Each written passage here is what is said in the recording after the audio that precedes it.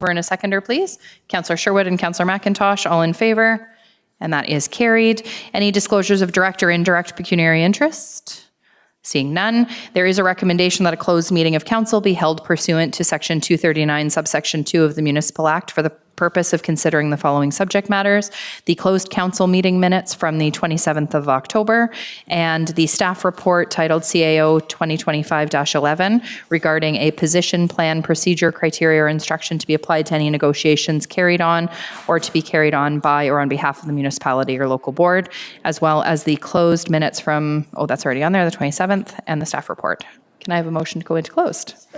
Councillor Sherwood and Councillor Prendergast, all in favor? And that is carried. We're now in closed session.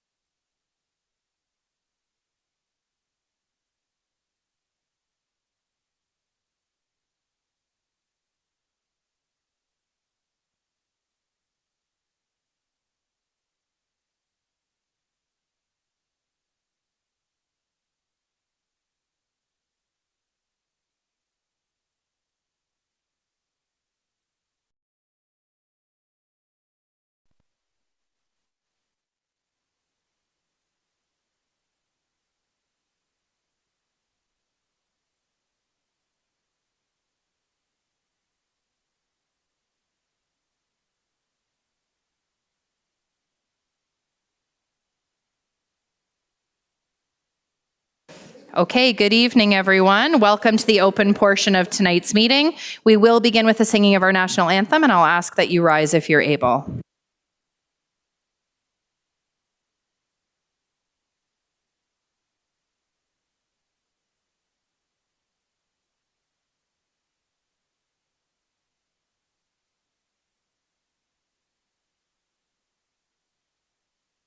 O Canada, our home and native land, true patriot love in all of us command. With glowing hearts we see thee rise, the true north strong and free. From far and wide, O Canada, we stand on guard for thee. God keep our land glorious and free. O Canada, we stand on guard for thee. O Canada, we stand on guard for thee.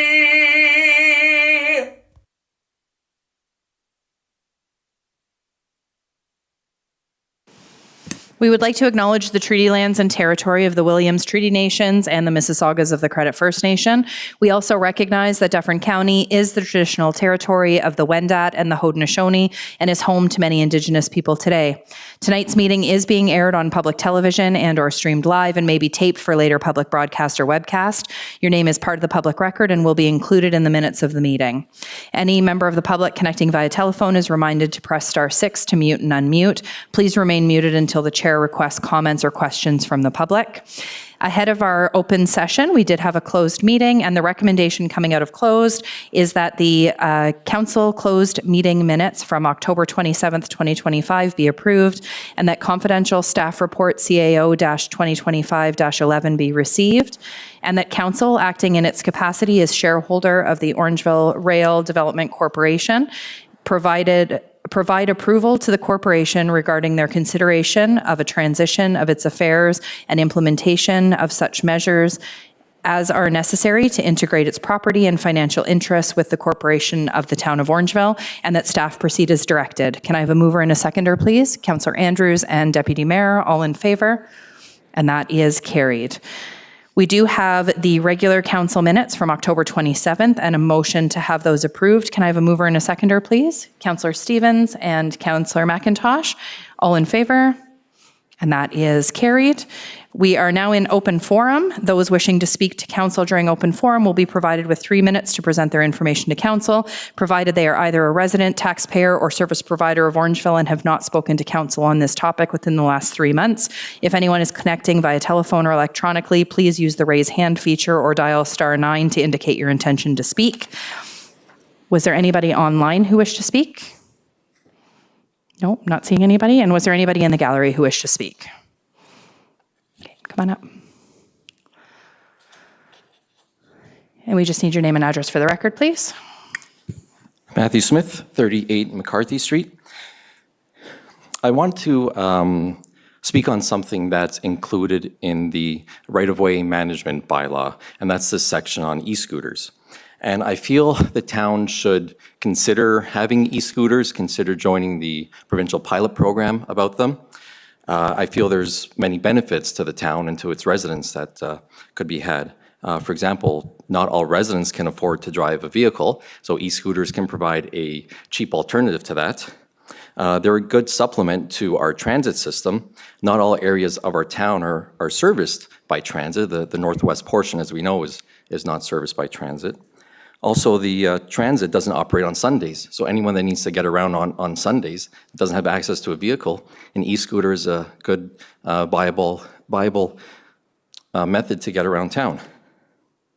As far as I know, now don't quote me on this, there's little to no cost to actually participate in the provincial pilot. I think all you need to do is maybe send a letter to the Ministry of Transportation and say, we're interested in participating.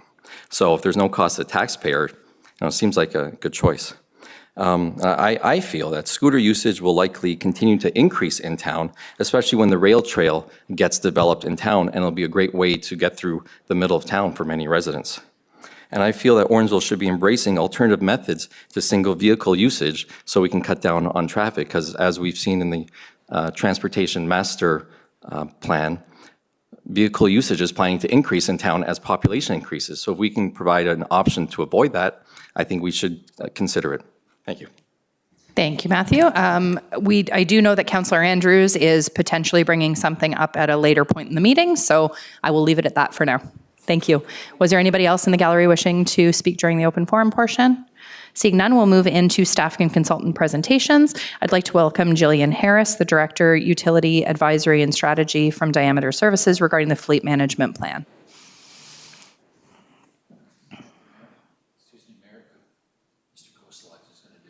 Sure, Mr. Koslak, go ahead.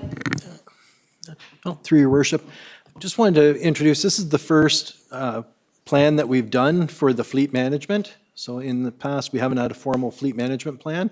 With this, we're looking at opportunities to move away from the rental fleet that we started years ago. We found it wasn't efficient as it may be in some other municipalities, so we're looking at procuring our own fleet. And we're also looking at having a designated lifespan for vehicles, so they'd move through different uses, be a frontline, say, pickup truck for a certain period, then it could move to the back, and then it could be reserved for students or that near the end of its lifespan. So it makes it more efficient. We can have them last 7 to 10 years, which is cheaper than having them being rental all the time. And also with our larger vehicles, this gave us an opportunity as part of the asset management plan too, to look at all our different vehicles, how many we have, and the expected lifespan for them. So we're able to have a consultant work through it a little bit on it, and they'll provide some more details. With it, it'll come back, it'll be I guess a document that gets reviewed maybe every couple of years, and we'll bring back more information. Partly it talks to staffing that we'd need in the future. It's not at this time. It's something we'll look at as part of future budgets in future years.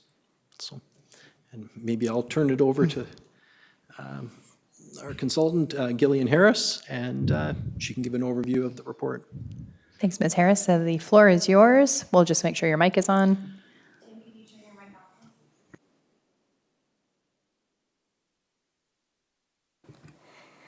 Thank you very much. Good evening, Mayor Post and members of council.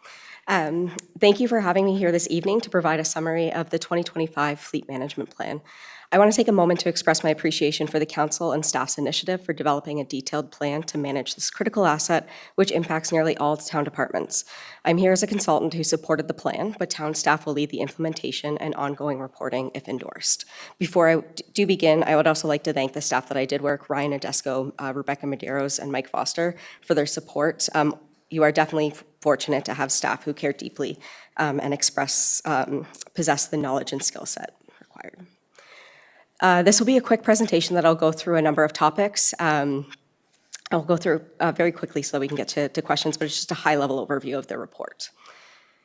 So tonight, town staff are asking council to endorse the fleet management plan. The endorsement covers life cycle targets, standard specifications, straightforward right sizing, as was discussed, utilization thresholds, and a plan to move away from that third-party leasing. It confirms baseline staffing, the use of the computerized maintenance management system, CMMS or asset management, I'll use that interchangeably throughout the presentation, which you can connect to fuel to a degree, but more importantly, getting the telematics to allow for clear reporting. It formalizes more of a cautious approach to electrification or greening the fleet, and it sets a steady path for reserve transfers. Financially, the plan reflects approximately $40,000 to $50,000 per year in savings as the leases run off, mostly due to savings in interest. Some works from routine vendor work that we're finding typically costs about 2.5 times what the in-house cost would be, and the aftermarket markups that you have when you're trying to outfit the vehicle. With that, I will go into... The fleet management plan brings together one consistent approach across all non-fire and non-transit fleet. There's currently 122 assets within it. So you have 10 heavy, 12 trailers, 13 utility, 51 licensed, 10 mowers, 26 attachments. This does not include any of the assets which might be smaller attachments or like mowers or things like that that cost under $10,000. This aligns with the council's direction to reduce the reliance on third-party leases and to strengthen data-driven oversight. Floater vehicles, one important thing to note is floater vehicles are considered for the workload and staffing components, so the operating budget, but not included within the capital replacements. The objectives are straightforward. Use life cycle targets, standardized platforms and upfitting, right size when utilization is low, and report clearly so that council and the public can see the progress that's occurring. While workload is year-round, risk concentrates typically in winter operations, an event like we've had today, and summer works. Frontline winter units have the lowest tolerance for downtime, so availability targets really matter during this period. Staff don't really have a choice when they're going to address a winter event, and they need to have those vehicles and equipment ready and working for them. Standard platforms and upfitting reduce some of the variations. They shorten training, and they keep parts manageable so that you can have them on the shelf so that your mechanics can get access to everything and you're not running back and forth for parts, especially during a winter event. Procurement will recognize a standard specification pack and establish pre-qualified roster for common outfitting services. The plan uses a simple service target for winter availability at or above 95% for those main frontline units, and then anchoring exceptions that guide the decisions. So again, the principle is pretty simple. It's making sure that you have the right assets with the right life and the right time. Frontline units typically have a shorter economic life than what you'd see in your supervisory or your pool units. That's some of your students or some of the other vehicles that are driving around like bylaw or IT or things like that. Some low-use light-duty vehicles can be reassigned at midlife to extend their value. Standard specification packs stabilize commissioning and parts, so it makes it easier to do that bounce between, and it allows for reusing of some of the upfitting, which can reduce the costs. The right sizing uses simple utilization checks and a small shared pool rather than over-purchasing what you might need. In the operations and resourcing plan, again, the staff will be delivering this plan. The base team is one licensed supervisor. This is, again, looking at kind of an ideal current projected look, and 2 mechanics with a seasonal student to support some of those smooth peaks. As the lease wind down, routine preventative maintenance and some of the minor corrective work will start to shift in-house. If availability, preventive maintenance compliance, or turnaround times start to fall below the target over 2 straight quarters, staff will bring staffing adjustments forward to council and present that data-driven information. The asset management plan will be that single source of truth across the division, so one rule set applies to everyone. The student role would stage units and handle some of those minor calls so that the licensed trades can stay on the core tasks. So for context, again, this allows for the routine worker, like for the operations to do some of that routine work that unfortunately right now might be shifted out. That's about 2.5 times the cost. So trying to battle it that way. So it is important to note as well that the request for this is not due to the termination of the lease and transferring to ownership.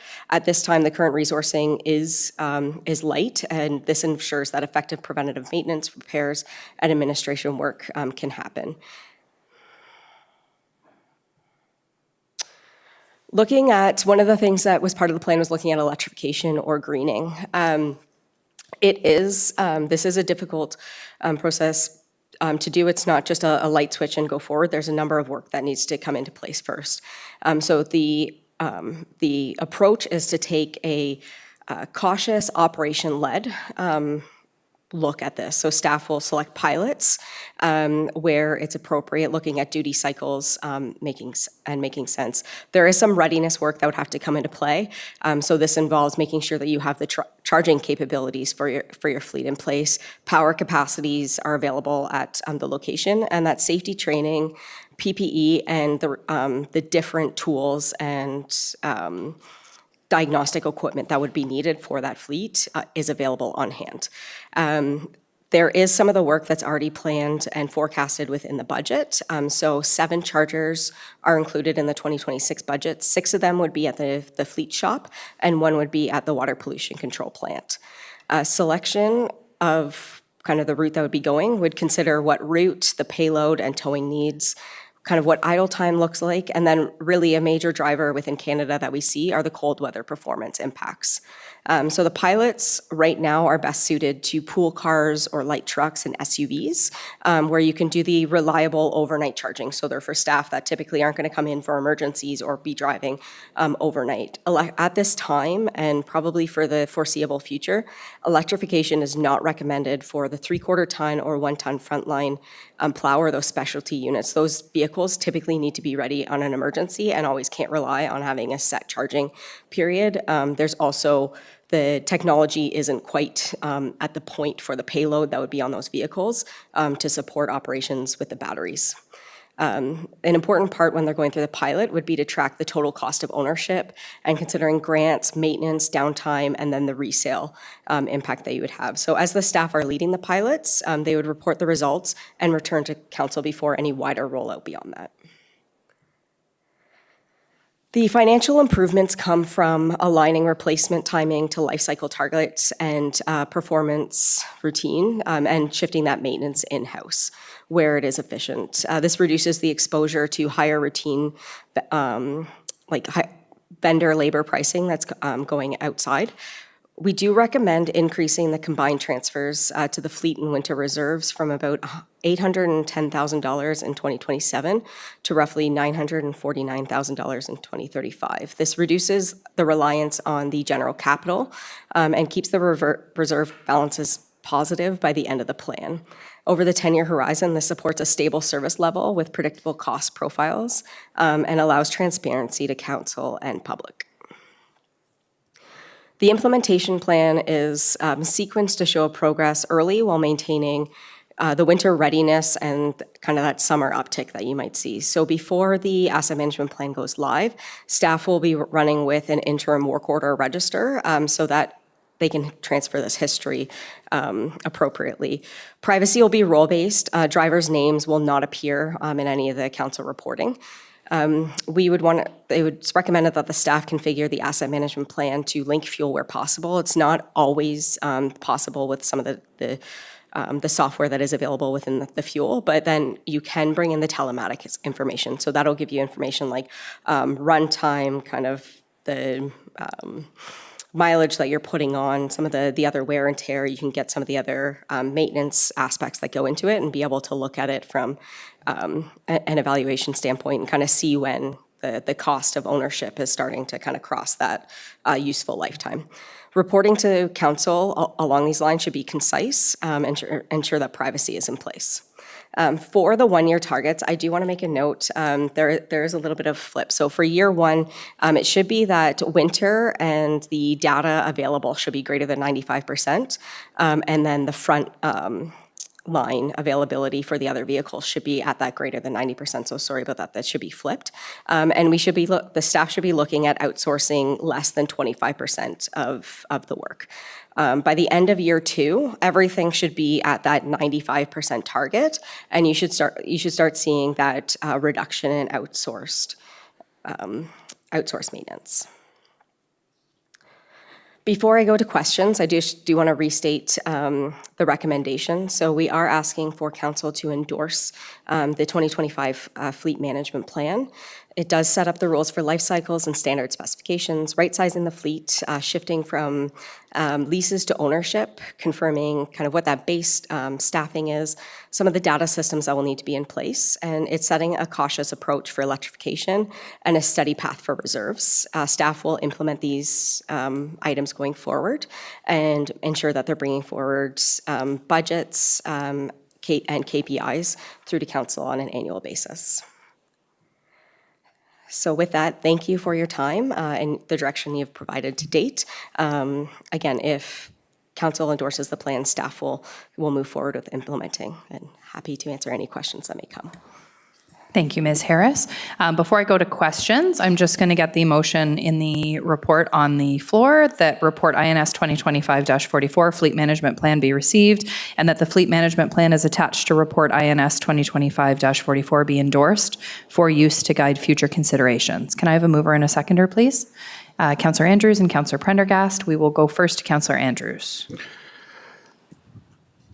Thank you, Your Worship. Jillian, thank you very much for being here and the detailed plan that you've addressed to Council this evening, and of course the important review of fiscal assets. The four phases of this plan make absolute sense as far as I'm concerned, especially when you factor in the cost-benefit analysis. That really was highlighted well in your report there. I also commend you on your thoughts and approach to electrification. We've spoken about this at various times on Council, and I think it's a prudent thing to do, especially when we're looking at the replacement of the fleet and, of course, the upfront costs of supporting that, not only from a technological point of view, but also from a personnel perspective. And we have heard, recently some of the manufacturers are also possibly scaling back, if not eliminating some of their EV activities. I do have a question for you, Jillian, and this is in reference to page number 4 of the report, page 34 of the original agenda, page 35 of the addendum, and this is regarding the leased vehicles. And I think I brought this up at a previous council meeting, and I know that we did get some input, and if I recall, there was even a chart that highlighted a number of vehicles, not the same one that you have in your report, but this is looking at the option of what I call the mid-life cycle of vehicles. And if we happen to have some vehicles that are part of the lease program, do we have the option of a buyout? Because again, from a traditional consumer perspective, you have that option. Do we have that option? And again, I'm kind of looking at two people here, either GM Koselleck or yourself. And would that be the prudent thing to do? Mr. Koselleck? Yeah, through your worship, with the agreement with Enterprise, we typically aren't allowed to buy out the vehicle at the end of the period. I guess their model works on having a vehicle at the end of the day, selling it.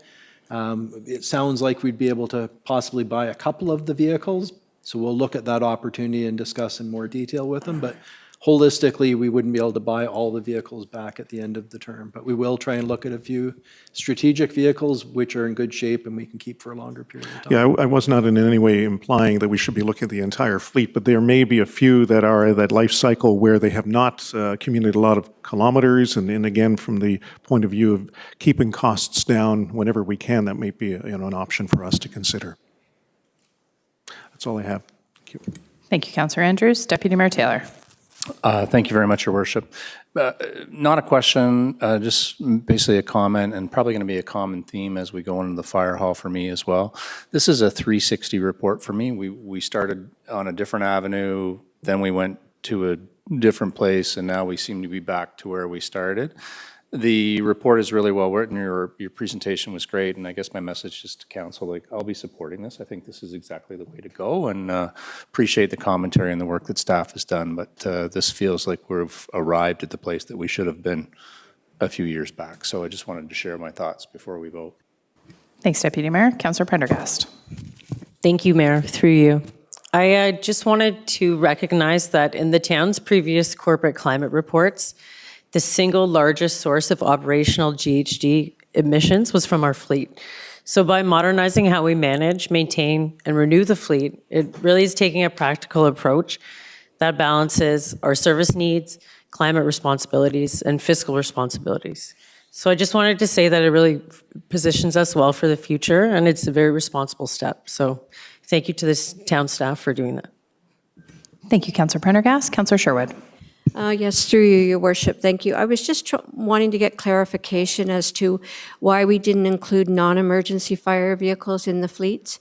That would be like, I guess, the chief's vehicle, the deputy chief's, if they are not considered, or maybe they are considered full force emergency vehicles. They are. I'm under the impression that they're leased, and maybe somebody can correct me on that and why they weren't included. Ms. Harris?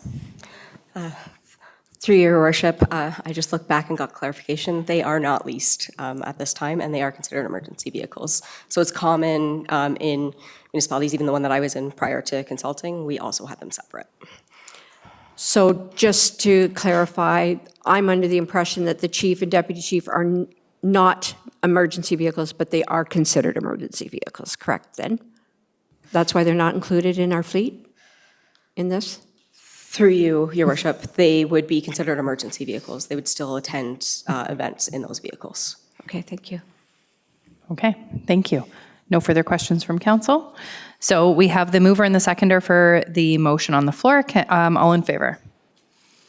And that's carried unanimously. Thank you very much, Ms. Harris, for being here tonight. We'll now move into the discussion about the Orangeville Fire Station. We will turn it over to our General Manager, Heather Savage, to give the presentation and talk about next steps. I'd also like to introduce Chief Snyder, who's joining us today. Thanks for being here, Chief.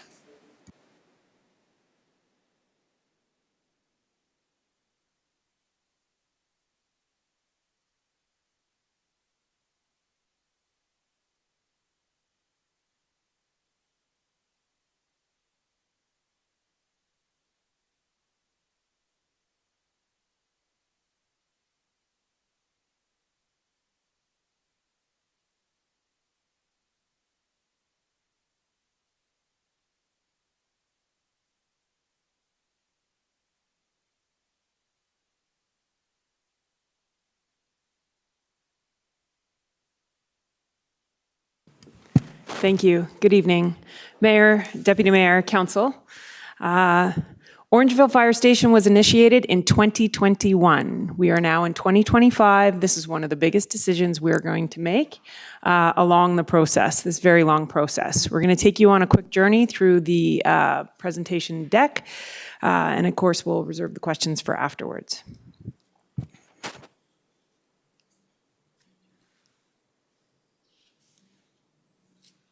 Sorry, can you go back one, please?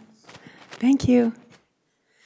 So the Fire Master Plan of 2014 was presented to Council, I believe, in 2014. And in that Fire Master Plan, it indicated that there was a need for a fire station to meet the growing needs. So in 2015, I think it was tabled in the budget, or it was to be tabled in the budget to be included as we build the funds to be able to build a fire station for now, and then up until 30 to 50 years. But as you can see through the project milestones, it was initiated in 2021. We've gone through a variety of exploration exercises, we'll call it. A year later, we expanded the footprint to include suppression, administration, and training. In 2022, the market took a downturn, so that is impacting our overall construction costs. In June of 2023, we explored net zero to non-net zero building standards. That took about a year, and we had determined collectively that the building to a net zero standard was not, we weren't able to fund it at that time. Not that it wasn't a good idea. In March of 2024, we explored property boundary changes. At the end, there was no property boundary changes, and there was drainage issues to the south of the property that we had to address through our civil engineer. That took some time and delayed the project. In 2024, we had good news through the Ministry of Labor, Immigration, Training, and Skills Development. We received $3.66 million to build the training grounds. In February of 2025, we determined that the overall project costs exceeded what we had in the budget. So staff brought a report to Council in February and recommended to de-scope the project. I will talk a little bit more about the de-scoping exercise on the next slide. Not yet, though. So in September, we're plugging away. We submitted all of our drawings, the drawing package. We started site plan approval, moving into the tender and building permit phase. And here we are, November of 2025, seeking council support. We have tendered the project. We have a final cost. We are underfunded. Again, I'll talk a little bit about that in future slides. Next slide, please. So last we spoke, we did go through an extensive de-scoping exercise. The What sparked this decision was that the overall estimated total project costs rose from what we thought was going to be $16 million to about $31 million. At that time, we assessed the overall total project, returned to council, made some recommendations to de-scope and move forward with that activity. As you can see, there's a list here. The drawing on the left, or sorry, on the right, that's just an image to show you how we started. We worked closely with the project team, Alemo Architect Inc. They are our architect, and they had some great ideas. We put pen to paper. And as a result, we removed, the biggest removal was the administration building at 3,300 square feet. We removed the community engagement center, truck display, decontamination bay, which was over 1,300 square feet. We put in concrete pads as a provisional item in our tender. We're still assessing that. We removed some landscaping features, and we converted the four-fold bay doors to overhead roll-up aluminum doors, which was a significant cost savings. Removed the fancy roof lines, and we removed the clock from the training tower, which was a significant amount as well. The removal of the decon bay was about 1,400 square feet. Next slide, please.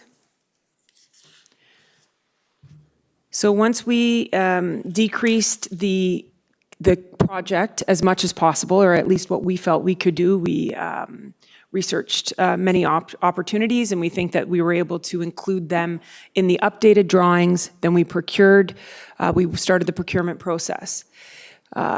Beginning of summer, we pre-qualified 12 companies. So we did a thorough review. There was 30 bids, 30 people who picked up the package, submitted their interest to be able to bid on the project. 12 of them were pre-qualified. So again, we went through a thorough review of each of those companies. Have they done comparable projects? Have they done larger projects? Are they able to meet their projects on time, on budget? And so we had shortlisted 12 companies. We then released the tender just to those 12 companies. 6 then submitted proposals. The end result was a compliant lowest bidder of J.J. Maguire.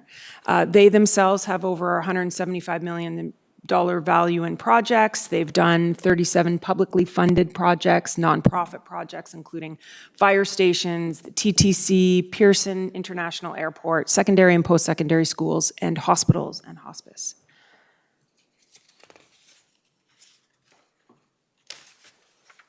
Next slide, please. So we're at the stage where we tendered the project, it closed, the lowest bidder came in at just over $17 million. That was, it was lower than what we had expected, but not by much. But we originally did a Class C estimate 2 years ago. Class A estimate happened in July. There was about $1 million difference despite us decreasing the square footage by almost 6,000 square feet. That is indicative of the construction market right now. It also speaks to the estimating process. Class C is a high level. Class A is very detailed. They contact the HVAC companies. They figure out how many electrical outlets. So it's a very specific estimate.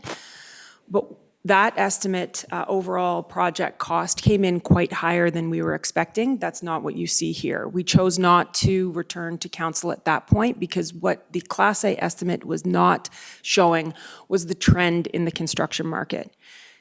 Construction right now is competitive.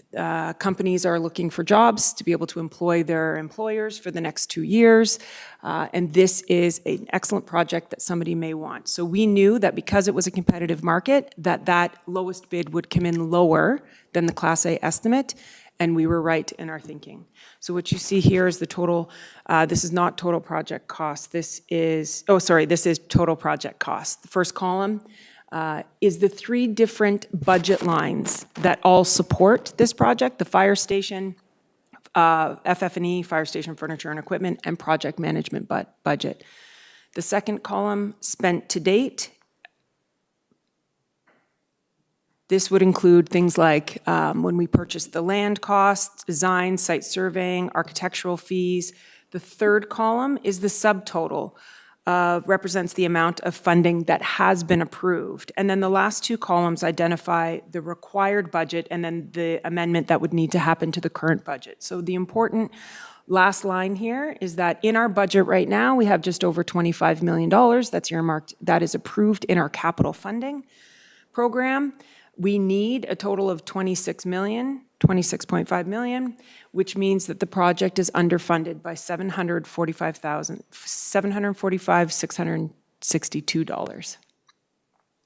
Next slide, please. Just so that we can compare, these are 5 other stations that are comparable to our station. You'll notice that the closest in cost would be the new Buckhorn station, which is just north of Peterborough, and the Whitby station.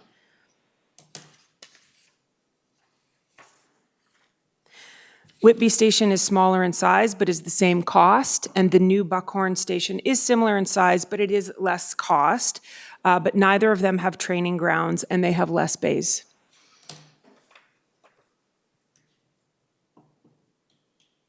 Next slide, please. So we are recipients of the Skills Development Fund, $3.66 million.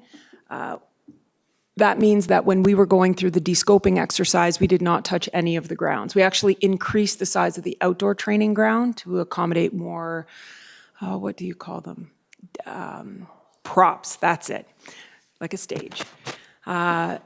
We left the emergency operating center alone, the training areas, anything that would support the training program, which is also not only an in-house training program, but can be positioned as a regional training program for those surrounding areas.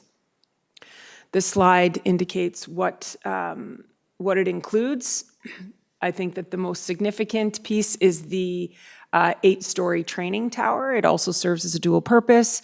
They hang the hoses to dry out the hoses, and right now that's one of the challenges in the existing fire station right now. I know when I go there, I hear that hose is being hung wherever in an area that is not conducive to health and safety.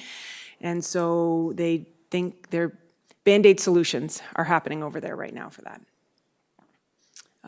Technical rescue training props, adequate water supply to simulate larger fire responses, ability to continue to add training props and equipment to grow as needs. That's why we increased the outdoor area, and larger classroom space for theoretical training, which we can also open up as a regional training center. And then at the bottom of the slide, it identifies that this is also revenue generating opportunity. Next slide, please. And so at this point, we're looking at next steps. We are before council now requesting an approval of additional funds, just over $700,000. If approved, we will be able to move forward with the project. We would execute a construction contract with the pre-qualified bidder. We would host that kickoff meeting, mobilize the site, and then we would update our friends at the province, as they are quite keen on what's happening with the project, and we are required to submit project milestones. They have been supportive of our change in scope. They've been supportive of our delay in timelines. But as I said, we have kept them up to date. If council chooses not to approve the fire station, it means that the project will then be halted. We suspect that construction costs will continue to increase as we figure out what our next step is. There is a risk of losing the ministry funding, and the Dawson Road Fire Station will continue to be a challenge. Thank you. Thank you, Ms. Savage. Before we go to questions, I know we're going to have a couple. The recommendation is that report CMS 2025-003, the Orangeville Fire Station final estimate and award construction contract be received, and that council amend the 2025 to 2034 capital program to add $745,662 to the expenditure budget for the fire station to be funded and financed through property tax supported debt as outlined in this report, and to approve the project moving forward to award construction. Can I have a mover and a seconder, please? Councillor Prendergast and Councillor Andrews. Deputy Mayor Taylor, you're up first. Thank you very much, Your Worship. Again, this is a full circle project. It's been going on a long time, and I wanted to just offer my commentary before we voted on it. So my notes are that candidly, I never wanted this fire hall. Like I just didn't. It's expensive. I felt like we had a fire hall that worked for us. I didn't think it was a great move for our community to go forward in this way. So I've been a reluctant participant most of the process that we went on. The funding of this for a community our size is, for lack of a better word, taxing at best, right? This is a big deal for us. It's been a long process as we've gone through this. The truth is the current hall just doesn't meet our needs any longer. And I've come around to understanding that and knowing that we need to go forward.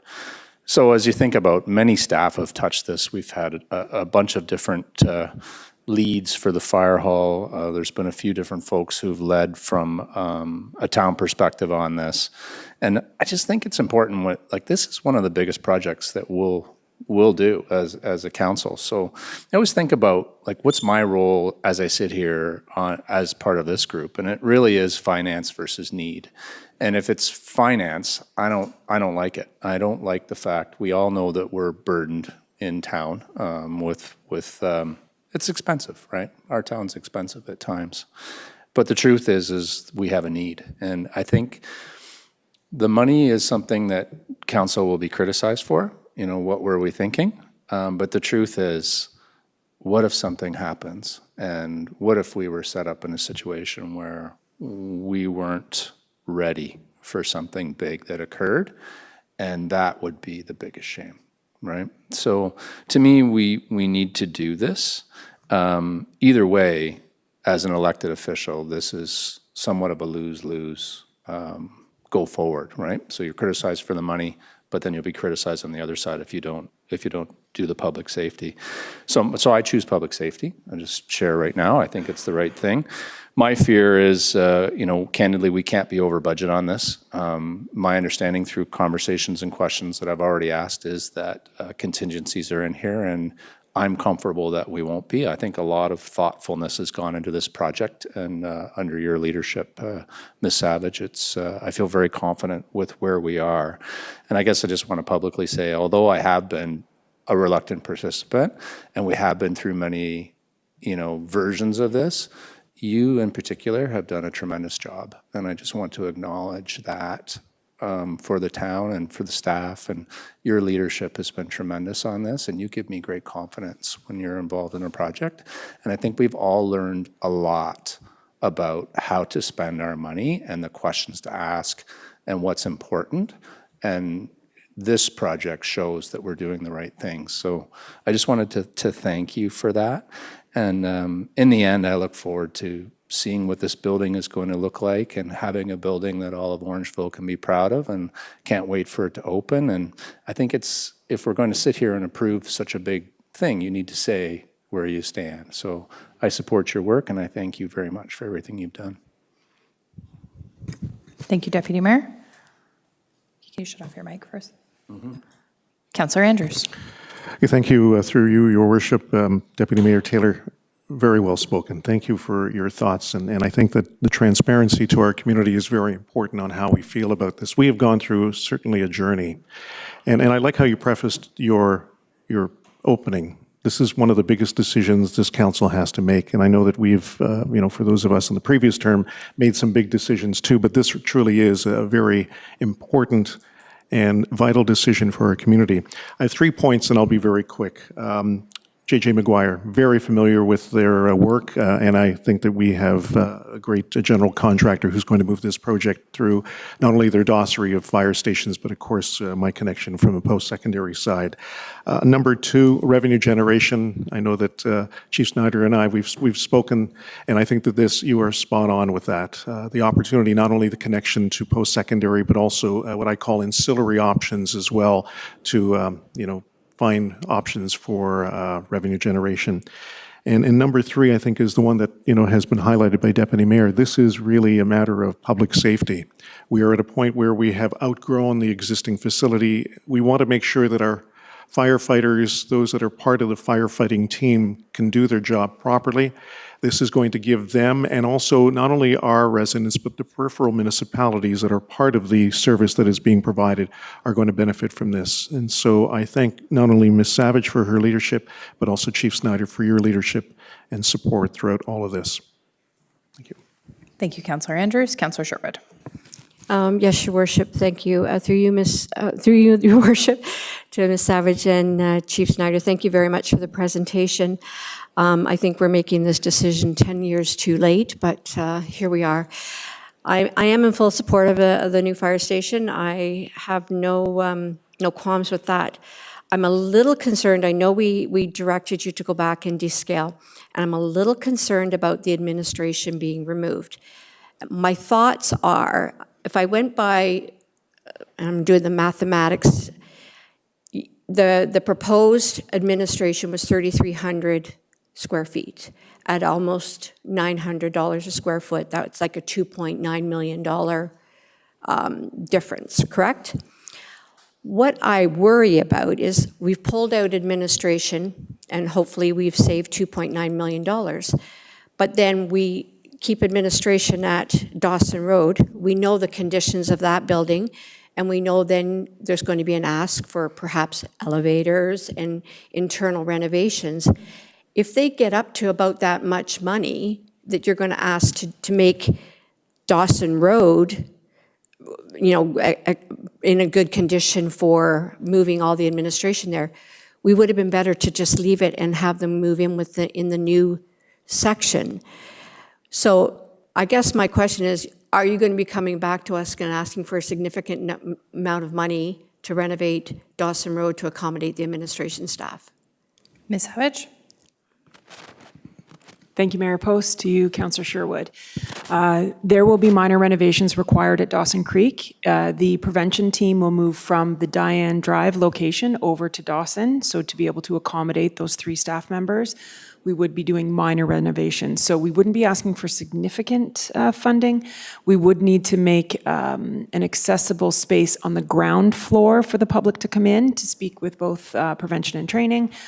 There was consideration to convert the bays into training areas as well, but it will not be a price tag close to $2.9 million. We de-scoped and removed because we did not have the funding. We still don't have the funding to add the administration without any further funding sources. Renovations to the Dawson Road location. Not sure what the price tag would be, but it's not going to be nearly what it would be to construct the admin on the new location. Follow up, Your Worship. So obviously this is something we can do at a later point of time, but I just hate putting money into a facility that we really don't in the long term see staying with. I mean, we have an opportunity to sell that. We have an opportunity to sell excess lands around that. And I'm looking at this as being a way of accommodating to have the administration team at that new facility and, downsizing operating of different locations. So again, I kind of regret that that we asked you to de-scope and that the administration has gone back, because I think in the long run, I look at what it costs to put the elevator in the library, for example. I would think that an elevator at the Dawson Road location should be there. Like that should have been there years and years ago. Whether we can work our way around it, it doesn't make us very accessible if we don't do it. So my final question is 3,300 square foot for the administration, is it possible that it could have been half of that size and be operable? Ms. Savage? Thank you, Mayor Post. Councillor Sherwood. I would suggest no. There's offices for chief and deputy. There were touchdown desks for other staff. There was prevention and training. There was storage areas, custodial closet, hallway, and a washroom. There's really not much you could shave off of that location. The admin would need to, we left the footprint available on the site plan to be able to go and put in the admin afterwards once funding is available, but I would not recommend downsizing it because the overall building is to meet the needs for the next 30 years, and then you don't want a smaller admin that won't support the rest of it. Thank you. Thank you. Councillor McIntosh. Thank you very much, and thank you for the presentation. I will be supporting this. I just have a concern.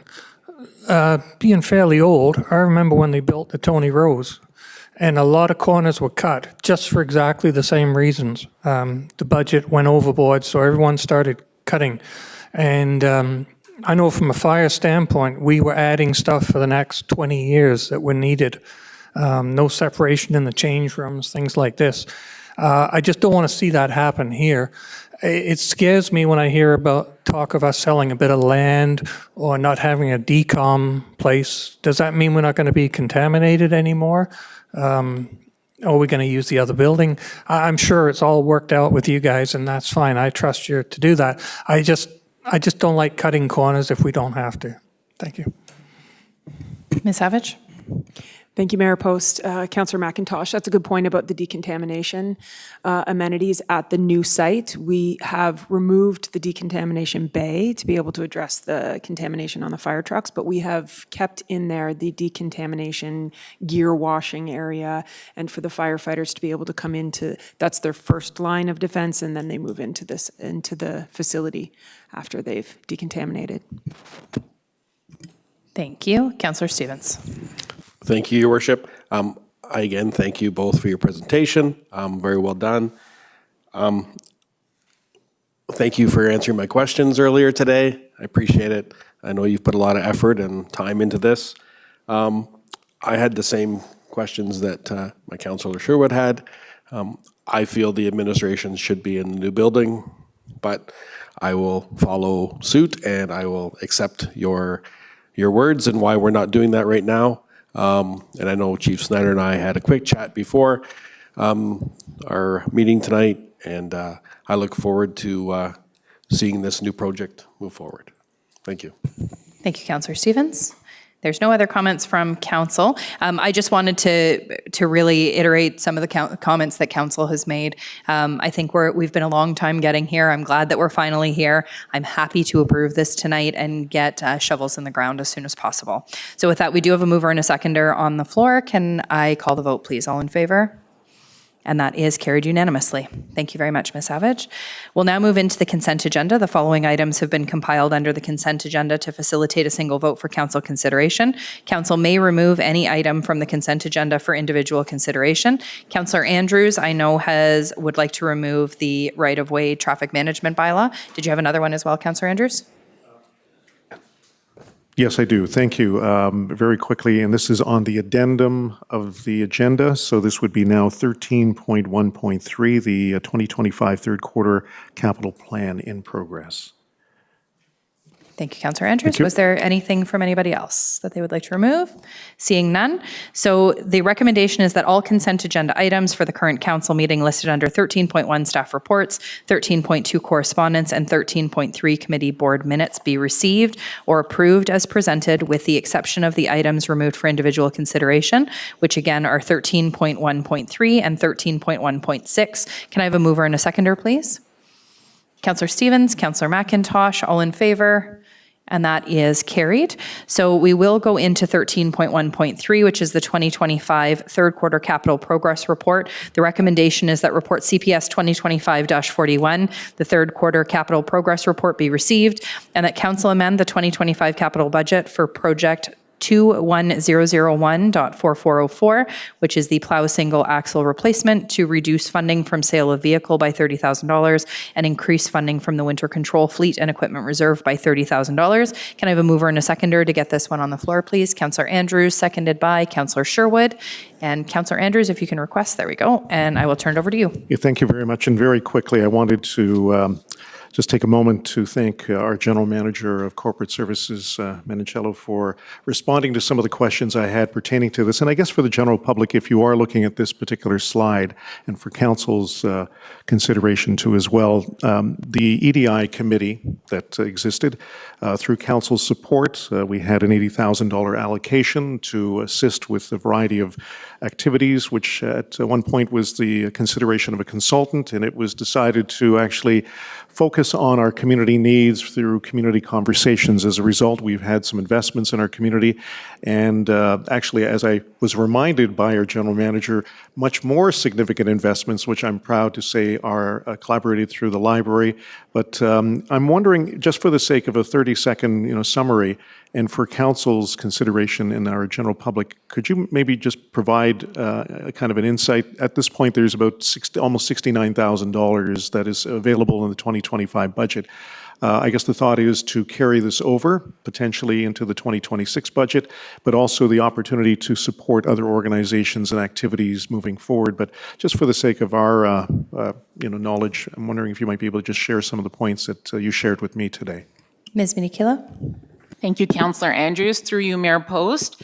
That's an excellent question. So I first want to note that it was decided that in some cases you have to go with a consultant, in some cases you don't. In this case, we thought what better way to implement EDI initiatives than to work directly with the community members who are EDI and do that type of work or represent those groups in our community. So we've been able to really stretch those dollars with high community impact and low budget impact to the town. So that continues to be our model. Some of the significant investments that we made in 2025 included all the partnerships with the library, Black History Month for King and Country, International Women's Day speakers, work on emancipation, Indigenous keynote speakers. We also worked with the Brave Canoe on new interpretive signage right here outside Town Hall and some other landscape investments for Pride and those sorts of things. So a lot of progress in 2025, both in the landscape and in partnership with teams on our organization who do already great work. So that partnership really allowed the dollar to be stretched.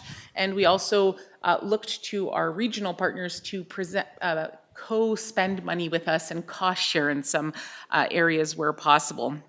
For 2026, we're going to continue with work on a new land acknowledgement, working with the Brave Canoe, an MOU with the Brave Canoe through our library, National Day for Truth and Reconciliation, Black History Month again, International Women's Day, and those kind of repeat events, and continue to invest our money there. We're also looking at the implementation of best practices, communication enhancements, looking at the website, driving accessibility, and other EDI pieces through those investments. So the money will last us into 2026 and beyond, and really continue to follow the same suit, being led by the community and investing in what matters to the community that yields high impact for the community. Yeah, thank you so much for that comment, if I just may, through you, Your Worship. I thought it was important to pull this out because, again, in these times where governments, be that federal, provincial, even municipal, are looking at squeezing and maybe not necessarily supporting, this municipality is still doing so in a respectful way, and it is not huge dollars, but it is dollars that are being stretched over a number of years. And I think that the way it's being framed by our general manager really puts into context exactly how we're supporting it. So thank you, Your Worship, for giving me the opportunity to pull this. Thank you, Councillor Andrews. I don't see any other questions. We do have a mover and a seconder for the motion, so I will call the vote. All in favor? And that's carried unanimously. We'll now move into 13.1.6, which is the right-of-way traffic management bylaw, INS 2025-55. The recommendation is that report INS 2025-55 be received and that council consider enacting the right-of-way traffic management bylaw as included in the bylaw portion of the agenda. Can I have a mover and a seconder to get this one on the floor, please? Deputy Mayor, and seconded by Councillor Andrews. Councillor Andrews, I will turn it over to you. Your Worship, and again, I want to just take a moment to thank a member of our public who also during the open forum ended up pointing this out. This is one that, again, has been on the docket for quite some time, and I think many of us on council have had residents who have either embraced or are complaining about it. And I know, Deputy Mayor Taylor, as your role as chair of our police board, you have no doubt heard this often. And I think that for the sake of a quick synopsis, I've spoken about this before. Historically, people know where it's been highlighted. We do have an e-scooter pilot program that is with the province right now, and it does require, if a municipality wants to move into some form of enforcement, to in fact opt in. And again, I want to thank our clerk as well for providing some guidance to this, because this was important to get some clarification on how best to move this forward. I also want to thank our supervisor of our bylaw department for providing me some guidance as well as some reasoning. And I think the reasoning is such that we have to understand that there are rules of the road. This is an viable option for people to consider from an economic perspective. May not necessarily be the safest thing to be doing in a snowstorm that we've had, but at the same time, it is a viable option for people to get around in our community. I'm seeing more people utilize not only what we call e-scooters, but as Councillor McIntosh and I were talking about, there's also some new enclosed e-scooters that are now kind of infiltrating in our community at a very expensive price, but nonetheless, people are still having that opportunity from a mobility perspective to get around. Having said that, I think that we have an option, but I think the option also has to come with some caution. And as Mayor Post spoke about this earlier, there are about 12 to 15 different municipalities across the province who have opted in, but have also opted in with some pushback and also some reality checks. And I think that this is where Mr. Bramley was going with the idea of, yes, we can consider this, but we also have to understand how are we going to enforce this properly? Can our OPP enforce it? There are restrictions, and there's also personnel and costs involved if we're going to look at this. And so I'm just going to reference the communication that came from our clerk regarding how to move forward with this. And primarily what it is I would recommend to council to direct staff to further research the provincial e-scooter pilot through, I guess it's known as Orangeville Regulation 389-19, is that correct? Or is that Ontario? Thank you for that. That's the provincial regulation. Provincial, thank you. And also report back to council for consideration for moving ahead for consideration. So that's really where I am with pulling this out because, again, all of us in this community would like to support members of our community who are thinking about this, but we also have to take a look at the education part. And that is something I've also spoken about is education is paramount to those that are going to be using this. Not only those that are selling the vehicles, these scooters, but also the parents that are letting their 12-year-olds ride them without helmets, which again, under the provincial e-pilot program, doesn't really allow you to do so, but how are we going to end up policing that or managing it? So that's where I am, so I'm putting forth that recommendation. Yep, that sounds good, Councillor Andrews. And just to be clear, just so that the public is aware, our town staff have been working on this issue for quite some time, but right now it's kind of off the side of somebody's desk. This motion would formalize it and really ask them to move that forward more quickly and dedicate some time specifically for that as council direction. So, Councillor Andrews, I'll take that as a motion. Madam Clerk, are you okay with that wording? Yes, okay, good. Seconded by Councillor McIntosh, and I will turn it to Councillor McIntosh for further comment. Thank you, Your Worship. I learned something this week that myself and my whole family have been breaking the law by using e-bikes. Well, scooters, whatever. Yeah.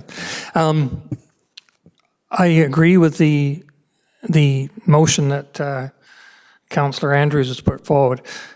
I think it's a necessity. However, one of the biggest complaints I get is these e-scooters and safety. And I think by allowing it or joining this program, we can enforce some rules. We can actually advertise some safety issues that need to go along with it. So I think with a proper safety program to go along with it, I think they're a great device to use and necessary for some people. Thank you. Thank you, Councillor McIntosh. Was there anybody else who wished to speak on this one? Oh. Go ahead, CAO Smith. Thank you for the opportunity to speak, Mayor. And we will certainly follow the direction of council, we always do. I want to add some caution around here. I live by many adages. One the Mayor hears me say a lot is, it's the second mouse that gets the cheese. Right, when you think about that, the trap gets the first one. And there's a lot to be learned about not being first past the post. We saw that with automatic speed enforcement cameras. We were behind a little bit, the front runners, and for good reason and good end result. Currently, e-scooters, as you know, are not permitted in Orangeville. It's not being enforced. It's a provincial regulation that is enforced by the OPP. They're not enforcing it, quite frankly, because it will be impossible to enforce. And that's the concern, and that will come out in our report. I think the municipalities that have advanced with these scooters, many of them are regretting that. When it's not done provincially, it's very hard to enforce. And I've spoken with our bylaw staff. it's almost impossible to imagine, trying to ticket a 13-year-old riding a scooter. And we know that we have people in our community that will phone us every day and say, hey, my neighbor's riding an e-scooter. It's a bylaw. You need to enforce it. So I put that caution. I get the need for some kind of regulation. I get the need for e-scooters or a way to move around the community in an economical way. It's a provincial issue, and it is something that will be, I think, most successfully managed by the province, who are in the middle of a pilot program now, because they were cautious about getting involved. So I just want those caveats to be out early, that it's going to be very hard to enforce, and we're learning from other communities that have led the way in the challenge they have. My hope is that the province will accelerate the pilot program and then put some provincial regulation around it, so that if you have your scooter in Orangeville, well, you can use it one way, and you can use it the same way in Brampton, you can use it the same way in Windsor, you can use it the same way in Kingston. Right now, it's all over the map. So we'll take direction from council, but there needs to be community expectations here on what the end result will be. Thank you very much, CAO Smith. And your comments are right on. I mean, I've spoken to some of the member municipalities who have endorse this and join the pilot project, who are definitely having some second thoughts about doing that, and that they've run into some real issues. So I think it's a great way to start, that we're doing some research ahead of time, really getting some feedback from those municipalities before making a decision on how we move forward. So just to be clear on process, I don't have anybody else in the queue. Councillor Andrews' motion was an amendment to the original motion, so we will take that vote on the amendment first, which was seconded by Councillor McIntosh. So all in favor? And that's carried unanimously. And then we'll go to the original motion, which we already had a mover and a seconder for. So all in favor for that one. And that is also carried unanimously. So now we will move into notices of motion. There was none given prior to the meeting. Was there any notices of motion tonight at the meeting? Seeing none, we are moving into announcements. Did anybody have any announcements for this evening? Go ahead, Councillor Andrews. Anybody else? No?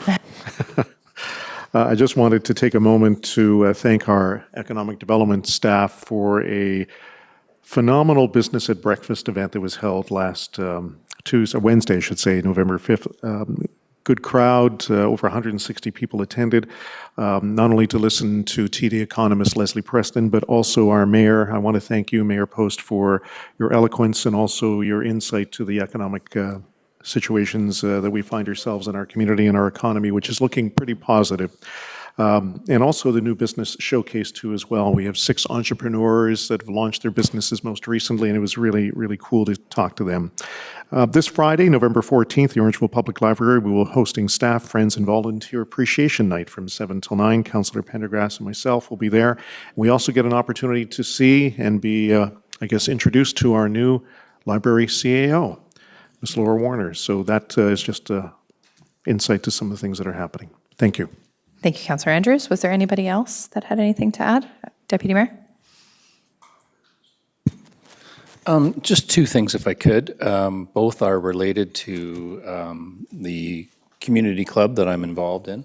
One is I wanted to thank Mayor Post. We had a very exciting night recently where a local resident was honored for 50 years of being a member of the Optimist Club. And so that is Greg Werner, who's done many things in our community, and I just think it's worthwhile calling him out for the great works that he's done. And then number 2 is, and maybe it's just a quick little thought provoker for everybody as well, December 1st is council budget meeting, and it is also the opening of Christmas in the Park. This group on council preceding us and all of us have never missed Christmas in the park. So my thought process is that I may just be late, and I know you can't go, Mayor Post, because you have to run the meeting, but I may just sneak in late and represent council at Christmas in the Park. It feels very strange to me that we wouldn't do that, and candidly it's near and dear to my heart, so I'm struggling with where to go and what to do with myself, but that's probably what I'll do that night, and come here a few minutes late to represent. Anybody else is welcome to do so as well, but kind of an awkward night for all of us because budget is what we do, right? We could potentially amend the time to start the budget meeting as well. That would be amazing. Do we know what time Christmas in the Park is starting? I think it's at 7 o'clock. Madam Clerk, what timing would we need? So Christmas in the Park starts at what time? 7 o'clock? And how much time do you need to spend there? I know CFO Braun is on the line. She might be better suited to speak to the amount of time required for the tabling of the budget special meeting. Oh, she left.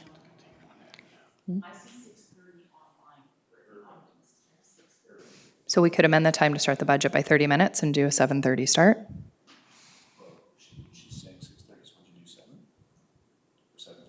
We couldn't be here by 7 o'clock. 7:30 would give us fair time, right? So say if it's from 6:30 to 7, we could amend the start time to 7:30, if council is amenable to that. Do you want to move that? Okay, seconder? Councillor Stevens, all in favor? And that's carried. Okay, so we will start the budget meeting on December 1st at 7:30. Okay, thank you. Councillor Prendergast. Thank you, Mayor Post. In 2 weeks' time is the Santa Claus Parade coming up in Orangeville, and that is on Saturday, November 22nd. Council will be on a float, and it is the premier Christmas event of the season. Thank you. And I don't see anybody else on the line. I have a couple. Tomorrow is, of course, Remembrance Day.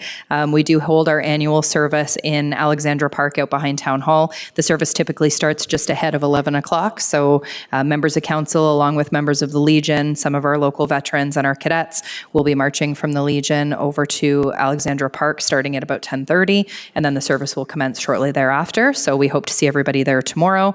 In addition, the very first Mayor's Youth Town Hall is happening this Wednesday, November 12th at 6:30 at Tony Rose. I will be joined by Councillor Prendergast and Councillor Andrews, and we look forward to youth and their families in the community coming forward and talking about all things that matter to the youth in the community. Anybody else have any announcements? We are good. So we will move into bylaws. The recommendation is that all bylaws for the current council meeting listed under item 17 be read 3 times and finally passed. The traffic management and parking bylaw, the removal of the holding symbol for the part of east half lots of Lot 2 and 3, Concession 3 west of Hurontario Street, the 24 Faulkner consent agreement, and the confirming bylaw for the proceedings of council for today, November 10th. Can I have a mover and a seconder, please? Councillor Andrews and Deputy Mayor, all in favor? And that is carried. And a motion to adjourn, please. Councillor McIntosh and Councillor Stevens, all in favor? And that is carried. Thank you for joining us this evening.